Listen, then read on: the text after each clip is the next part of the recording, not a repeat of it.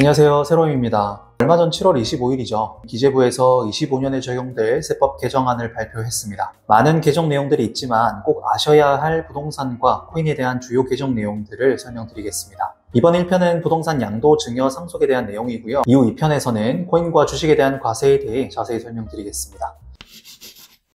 오늘 설명드릴 개정안 내용은 아직 확정된 것은 아니에요. 중간에 국무회의를 거쳐서 9월 2일에 정기국회에서 제출이 돼야 되고요. 이후 본회의까지 통과가 돼야 됩니다. 따라서 중간에 내용 자체가 변경될 가능성은 충분히 있습니다. 첫 번째는 상속세 증여세에서 가장 낮은 세율 구간인 10% 구간이 1억에서 2억으로 확대가 되고요. 최고 세율 구간인 50%도 40%로 완화가 됩니다. 최고 세율이 낮아지는 부분들은 고액자산가들에게, 그리고 10%가 적용되는 부분들은 보통의 사람들에게 주요하게 적용될 개정 내용입니다. 만약에 이대로 개정이 된다면 혼인 출산 공제와 10% 구간을 활용을 해서 2천만 원이라는 낮은 증여세로 최대 3억 5천까지 자녀분들에게 증여가 가능합니다. 이번 개정 내용을 활용하시려는 분들이 반드시 기억해 주셔야 될 것은 올해가 아니라 내년에 증여를 하셔야 이 개정 내용을 적용을 받을 수가 있어요. 그리고 개정과 무관한 1억까지는 증여를 미리 하시더라도 불리함은 없을 것 같습니다. 두 번째는 상속공제금액 확대입니다. 가장 화제가 많이 되고 있는 내용이죠. 결과부터 좀 말씀을 드리면 상속세에서는 현재 자녀 1인당 5천만 원의 공제금액을 적용을 하고 있어요. 그런데 이 금액을 10배인 5억까지 대폭 상향을 했습니다. 기재부가 발표한 내용에 따르면 최근 피상속인들의 자녀 평균 수는 2명이라고 해요. 즉 자녀가 2명 있는 평범한 가정에서 먼저 돌아가시는 부모님의 경우에는 17억까지 상속세가 안 나올 수 있습니다. 이걸 좀 더 구체적으로 들어가 보면 현행 세법에서는 배우자 공제를 5억, 일괄 공제를 5억으로 해서 최소 10억을 공제해주고 있습니다. 여기서 자녀 1인당 5천만 원과 기초공제 2억을 더한 금액이 일괄 공제보다 크다면 그 큰 금액을 공제해주고 있어요. 하지만 일괄 공제 5억을 넘으려면 현실적으로 자녀가 7명 이상이어야 돼요. 따라서 현재 자녀 공제는 사실 큰 의미가 없는 규정이라고 보시면 됩니다. 하지만 개정안이 반영이 된다면 자녀 공제가 1인당 5억으로 변경이 됩니다. 따라서 2인 이상 자녀를 둔 가정의 경우에는 상속세가 크게 줄어들 수가 있어요. 상속재산이 17억, 20억, 25억 있을 때의 자녀 수에 따른 세금을 비교해보면 다음과 같습니다. 자녀 수가 2명일 때는 17억까지 상속세가 하나도 안 나오고요. 상속재산이 25억일 때를 보시더라도 자녀 3명의 경우에는 상속세가 4억 4천에서 4천만 원으로 90% 이상이 줄어들게 됩니다. 굉장히 절세 효과가 크죠. 우리가 상속세 개정 내용을 전체적으로 좀 정리해보면 우선 가장 혜택을 많이 보는 것은 다자녀 가정입니다. 사실 과세형평 측면에서 본다면 이 자녀 수에 따른 공제보다는 일괄 공제 금액을 증액하는 것이 맞을 수 있다는 생각도 들어요.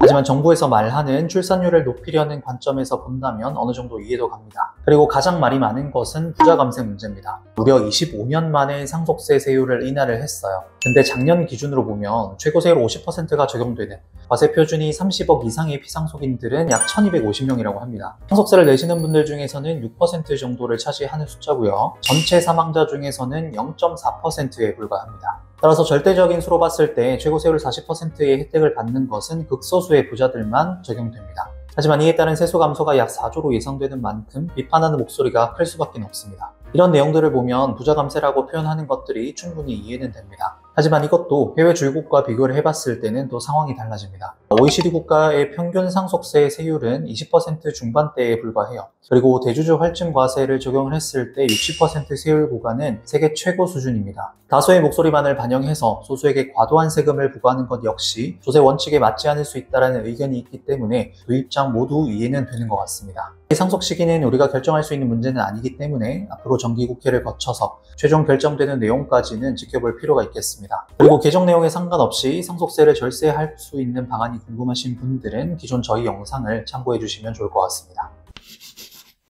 세 번째는 증여세입니다. 최근 국세기본법에서 특수관계인의 범위를 6촌 이내 혈족과 4촌 이내 인척에서 4촌 이내 혈족과 3촌 이내의 인척으로 축소했습니다. 이에 맞춰서 증여세 역시 국세기본법과 동일하게 기타 친족에 대한 범위를 맞추는 것입니다. 최근 핵가족화와 같은 사회 분위기에 맞춘 개정으로서 이 공제 범위가 줄어든다는 측면에서는 불리해 보일 수는 있어요. 하지만 실질적인 증여를 주고받는 최대 범위로 볼 수 있는 사촌 관계는 포함을 하고 있기 때문에 큰 변화는 없을 것으로 보여집니다. 다음은 양도세입니다. 현재 1주택을 가진 신랑과 1주택을 가진 신부가 혼인신고를 해서 2주택이 된 경우에도 5년까지는 양도세에서 1주택자로 봅니다. 비슷한 규정으로는 노부모님을 복양하기 위해서 합가를 해서 2주택이 된 경우에는 비과세 기간을 10년으로 규정하고 있어요. 따라서 이에 맞춰서 10년으로 확대하겠다는 내용입니다. 하지만 사실 신혼부부 중에서 각각 1주택을 보유하고 있는 분들은 많지가 않죠. 그리고 그 중에서도 주택 두 채를 5년 이상 보유하겠다라는 분들은 굉장히 더 적기 때문에 사실상 적용 대상은 많지 않을 것으로 보여집니다. 다섯 번째는 양도세에서 상생임대주택 특례입니다. 사실 이게 중요해요. 상생임대주택 특례는 세무서에서 사업자 등록을 안 해도 구청임대사업자 등록을 안 해도 적용받을 수가 있어요. 따라서 많은 분들에게 실질적인 혜택이 될 수 있는 개정 내용입니다. 간략하게 요건과 혜택을 살펴보면 다음과 같습니다. 주택 중에서도 일부 주택은 양도세 비과세와 추가공제를 받기 위해서 반드시 2년 거주를 해야 합니다. 하지만 그런 주택이라고 하더라도 상생임대주택 요건을 충족을 하게 되면 임대만 줬을 때도 이 비과세나 공제 혜택을 모두 받을 수가 있어요. 따라서 굉장히 큰 의미가 있는 규정입니다. 요건들을 살펴보면 다음과 같습니다. 해당 요건 중에서 상생임대차 계약 체결이 2026년 12월 31일까지로 2년이 연장이 됩니다. 따라서 2024년 12월 31일까지 재계약이 불가능하신 분들도 추가 기회가 생겼어요. 특례를 받으실 분들은 이 보여드린 요건 외에도 추가로 검토해야 될 사항들이 있습니다. 예를 들면 갭 투자로 주택을 취득을 했을 때 승계한 임대차 계약은 직전 임대차 계약에서 제외가 됩니다. 이런 여러 가지 쟁점들이 존재하기 때문에 꼼꼼히 이 요건들을 살펴보셔야 합니다. 상생임대주택에 대한 자세한 내용과 꼭 확인하셔야 될 쟁점들은 댓글에 링크를 달아놨으니까요. 참고해 주시면 될 것 같습니다. 다음은 지방주택입니다. 지방소멸을 방지하고 수요를 증가시키기 위해서 요건들을 충족하는 지방주택에 대해서는 1세대 주택 혜택을 계속 부여하겠다는 내용입니다.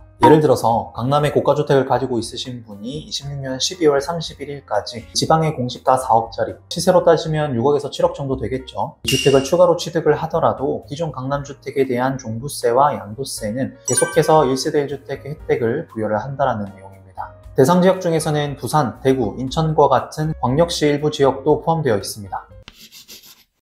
개정안의 내용들이 전반적으로 부동산 세금이나 양도상속 증여세를 완화하려고 하고 있어요. 따라서 각 항목들을 꼼꼼하게 체크하셔서 본인이 적용 대상이 될 수 있도록, 그리고 다들 받는 세제 혜택을 나만 못 받아서 손해를 보지 않도록 해야겠습니다. 다음 2편에서는 24년에 개정된 내용 중에서 가상자산과 주식에 대한 세금 부분을 자세히 설명드리겠습니다. 세금에 대한 작은 관심이 큰 절세로 돌아올 수 있습니다. 세롬이었습니다. 감사합니다.